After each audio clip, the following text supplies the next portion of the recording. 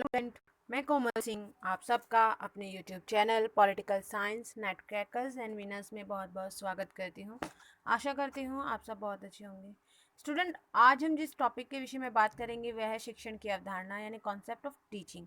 Previous lecture में मैंने आपको इंट्रोडक्शन ऑफ टीचिंग बताया था, जिसमें हमने एजुकेशन के विषय में बात की थी कि शिक्षण से पहले हमें ये जानना होगा कि एजुकेशन यानी शिक्षा क्या होती है। तो हमने उसी के विषय में आपसे बात की थी, उसी के विषय में डिस्कस किया था कि शिक्षा क्या होती है, शिक्षा की उत्पत्ति कैसे हुई, शिक्षक कौन होते हैं, शिक्षार्थी कौन होते हैं, पाठ्यक्रम क्या होता है, शिक्षा के उद्देश्य क्या होते हैं और शिक्षा की ज़रूरत हमें क्यों होती है।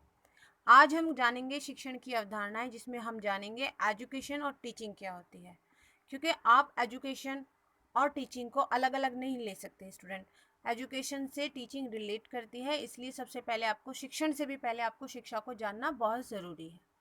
तो चलिए आज का लेक्चर स्टार्ट करते हैं।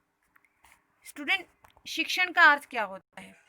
शिक्षण का अर्थ होता है शिक्षा प्रदान करना। शिक्षण का अर्थ क्या होता है? शिक्षा प्रदान करना। और शिक्षा शब्द की उत्पत्ति किस प्रकार से हुई है ये जानना सबसे ज़रूरी है, क्योंकि शिक्षण में हमें पता है कि हाँ, शिक्षण का अर्थ क्या होता है? शिक्षा प्रदान करना होता है। तो शिक्षा शब्द की उत्पत्ति किससे हुई है? जिसका अर्थ होता है ज्ञान प्राप्त करना। इस प्रकार शिक्षण का अर्थ क्या हुआ? ज्ञान प्राप्ति। शिक्षण का अर्थ क्या हुआ? ज्ञान प्राप्ति। किसके माध्यम से? शिक्षा के माध्यम से। जिसके माध्यम से मनुष्य अपने संस्कारों एवं व्यवहारों का निर्माण करते हैं, उसको ही क्या कहा जाता है? शिक्षण कहा जाता है। और शिक्षण से हम क्या करते हैं? ज्ञान की प्राप्ति करते हैं। ठीक है स्टूडेंट, अब बात करते हैं कि शिक्षा का उद्देश्य क्या है। तो शिक्षा का मूलभूत उद्देश्य होता है मानव व्यक्तित्व का सर्वांगीण विकास करना। मानव व्यक्तित्व का सर्वांगीण विकास करना। ठीक है स्टूडेंट, शिक्षा को यदि अर्थों में लिया जाए तो शिक्षा के दो अर्थ होते हैं। शिक्षा के दो अर्थ होते हैं, जिनमें पहला अर्थ होता है व्यापक और दूसरा होता है संकुचित अर्थ। व्यापक अर्थ में हम क्या लेते हैं? व्यापक अर्थ का मतलब होता है कि पूर्ण संसार ही एक शिक्षा क्षेत्र है और आप अपने जन्म से लेकर मृत्यु तक जीवन में हर क्षेत्र में कुछ ना कुछ सीखते रहते हो। आपका लर्निंग प्रोसेस जारी रहता है, आपका लर्निंग प्रोसेस किसी भी प्रकार से रुकता नहीं है।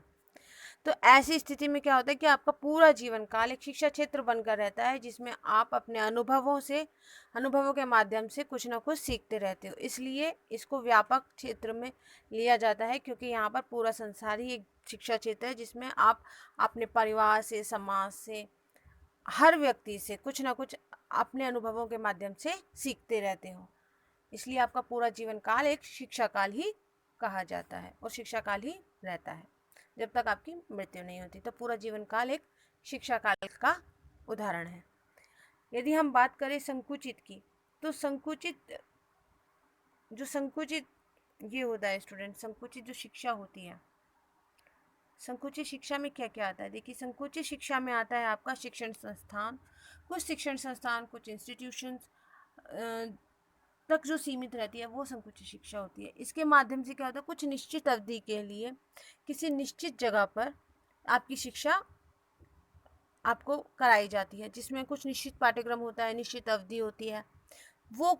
वो शिक्षा संकुचित कही जाती है, क्योंकि वहाँ पर एक टाइम पीरियड आपको दिया जाता है, उस टाइम पीरियड में आपको वो शिक्षा ग्रहण करनी होती है। लेकिन व्यापक शिक्षा क्षेत्र में ये चीज़ नहीं होती है। ठीक है स्टूडेंट, तो यहाँ पर हमने आपको शिक्षा के दो अर्थों के बारे में बताया, व्यापक और संकुचित के विषय में। तो ये हमने आपको शिक्षा के विषय में बात की। अब हम बात करते हैं शिक्षण के विषय में कि शिक्षण क्या होता है। शिक्षा से हम ज्ञान प्राप्ति करते हैं और शिक्षण से हम क्या करते हैं। अब ये देखिए, शिक्षा और शिक्षण को आप अलग नहीं ले सकते, वे एक साथ ही रिलेट करते हैं, इसलिए उसको साथ साथ में पढ़ना पड़ेगा। ठीक है स्टूडेंट, अब हम बात करते हैं शिक्षण की कि शिक्षण क्या होता है। शिक्षण यानी कि टीचिंग एक ऐसी प्रक्रिया है जिसके माध्यम से ज्ञान तथा कौशल को अर्जित कर लक्ष्यों की प्राप्ति की जाती है। शिक्षण मानवीय मूल्यों को विकसित करता है। इसका अर्थ ये कि टीचिंग एक ऐसा प्रोसेस है जिसके माध्यम से आप ना सिर्फ नॉलेज और स्किल ग्रहण करते हो, बल्कि उसके उसके कारण ही आप ना अपने लक्ष्यों को, अपने एम तक आप पहुंच सकते हो। तो अपने एम तक पहुंचने के लिए जिसके माध्यम से ज्ञान और कौशल अर्जित किया जाता है वह शिक्षण होता है। शिक्षण मानवीय मूल्यों को विकसित करता है। ठीक है स्टूडेंट, यदि बात करें हम कि शिक्षण के प्रकार कितने होते हैं, तो शिक्षण भी दो प्रकार की होती है, एक अनऑर्मल एजुकेशन। सबसे पहले हम बात करते हैं कि इनफॉर्मल एजुकेशन क्या होती है। Informal education student, informal education वो एजुकेशन होती है जिसमें व्यक्ति के जीवन की शुरुआत से लेकर व्यक्ति के जीवन के अंत तक, जिसमें परिवार, समाज में जीवन का हर अनुभव शामिल होता है, वह अनौपचारिक शिक्षा होती है। और अनौपचारिक शिक्षा लगातार चलती रहती है, उसका कोई टाइम स्लॉट नहीं होता, उसका कोई टाइम पीरियड नहीं होता, टाइम स्लॉट नहीं होता, उसमें कोई शुल्क आपको नहीं देना होता, किसी भी प्रकार का कोई शुल्क मानदेय उसमें नहीं शामिल होता। वह आपकी शिक्षा जो होती है, वो शिक्षण जो होता है वह आपका चलता रहता है, जब तक आप जीवित रहोगे तब तक वह चलता रहेगा। शुरुआत से, जीवन के पहले पद से और जीवन के आखिरी पद तक वह आपकी शिक्षा चलती रहती है, इसलिए उसे अनौपचारिक शिक्षा कहा जाता है। यदि बात की जाए औपचारिक शिक्षण की, तो औपचारिक शिक्षण क्या होता है स्टूडेंट? तो औपचारिक शिक्षण होता है, ये देखिए, औपचारिक शिक्षण कुछ संस्थानों तक सीमित होता है, जिसमें निश्चित समय अवधि के साथ निश्चित पाठ्यक्रम को निश्चित सीमा में आपको पूर्ण करना होता है। फॉर एग्जाम्पल, आप कोई कोर्स कर रहे हो, कोई डिप्लोमा कर रहे हो, कोई भी चीज़ आप ऐसी कर रहे हो जिसमें निश्चित समय अवधि होती है, निश्चित आपका पैरामीटर सेट होता है और निश्चित आपको सिलेबस दिया जाता है, उसको ही हम औपचारिक या फॉर्मल एजुकेशन कहते हैं। और वर्तमान में फॉर्मल एजुकेशन बहुत ज़्यादा उभर कर आ रही है।